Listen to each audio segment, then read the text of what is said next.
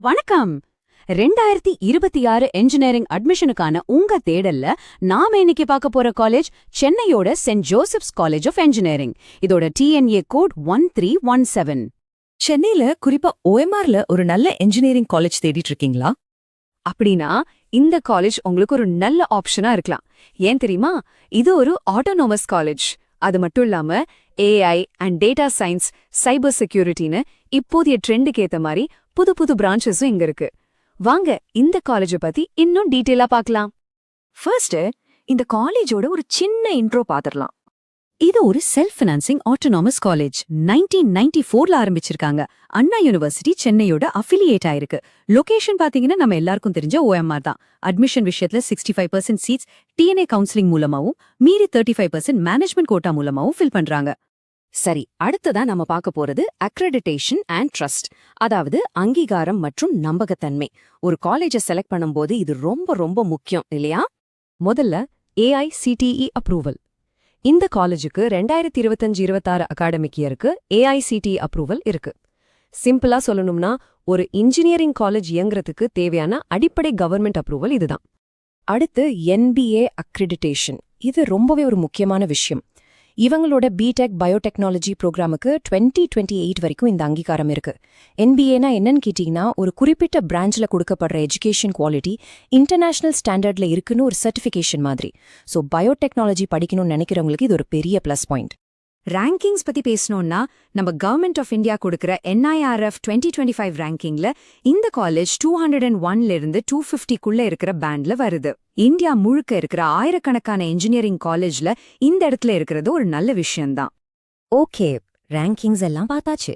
இப்போ உங்க என்ஜினியரிங் ஃபியூச்சருக்கு இங்க என்னென்ன ஆப்ஷன்ஸ் இருக்குன்னு பார்க்கலாம். அதாவது என்னென்ன கோர்சஸ் ஆஃபர் பண்றாங்க. கோர்சஸ் லிஸ்ட பாருங்க. கம்ப்யூட்டர் சயின்ஸ் அண்ட் என்ஜினியரிங்க்கு மட்டும் 300 சீட்ஸ் இருக்கு. அதுக்கடுத்து ஐடி மற்றும் AI அண்ட் டேட்டா சயின்ஸ்க்கு தலா 240 seats. ECE, AI and machine learning, cyber security மாதிரியான ஹை டிமாண்ட் பிரான்ச்சஸும் இருக்கு. முக்கியமா ஒரு விஷயம் நோட் பண்ணுங்க. CSBS, அதாவது பிளாக் செயின் டெக்னாலஜி மற்றும் சிவில் என்ஜினியரிங், இது 2 பிரான்ச்சும் அண்ணா யூனிவர்சிட்டி அப்ரூவலுக்கு உட்பட்டது. சோ TNA 2026 அப்போ இது ஒரு தடவை கன்ஃபார்ம் பண்ணிக்கோங்க.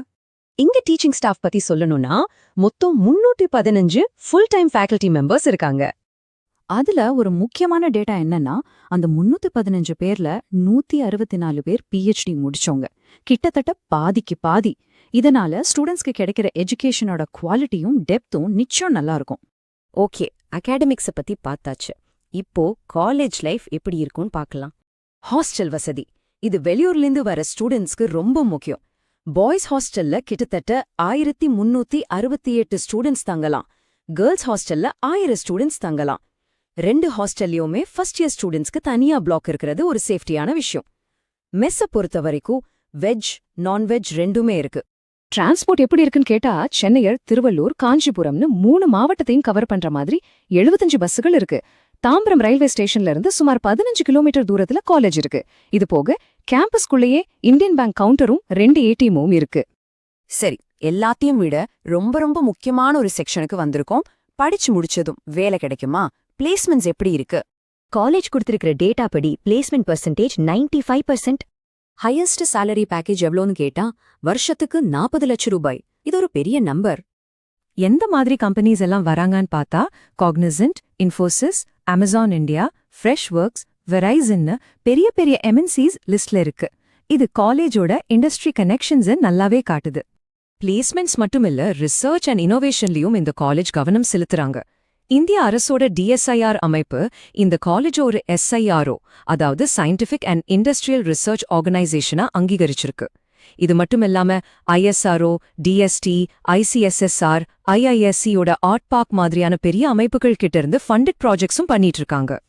அவங்களோட சாதனைகளை ஒரு டைம்லைன்ல பார்த்தா, 2016ல அண்ணா யூனிவர்சிட்டி கிட்ட இருந்து இன்டெலெக்சுவல் ப்ராப்பர்ட்டி அவார்டு, 2019ல NACல A+ கிரேட், 2022ல ISRO ஃபண்டட் ரீசர்ச் ப்ராஜெக்ட், அப்புறம் லேட்டஸ்டா 2023ல IISCயோட RT பார்க் கிட்ட இருந்து ஸ்டூடெண்ட்ஸ் இனோவேஷனுக்காக 2 கிராண்ட்ஸ் வாங்கியிருக்காங்க.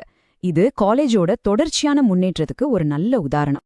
இங்க நாங்க ஷேர் பண்ண எல்லா தகவலும் இந்த வீடியோவை ரெடி பண்ணின நேரத்துல காலேஜோட ஆஃபிஷியல் வெப்சைட் மற்றும் நம்பிக்கையான கவர்மெண்ட் போர்ட்டல்ஸ்ல இருந்து எடுத்ததுதான். இதே மாதிரி இன்னும் நிறைய இன்ஜினியரிங் காலேஜஸ் பத்தி தெரிஞ்சுக்க profsam.comக்கு வாங்க. 12th முடிச்சதுல இருந்து இன்ஜினியரிங் அட்மிஷன் வரைக்கும் உங்க எல்லா கேள்விகளுக்கும் சரியான பதில் அங்க கிடைக்கும்.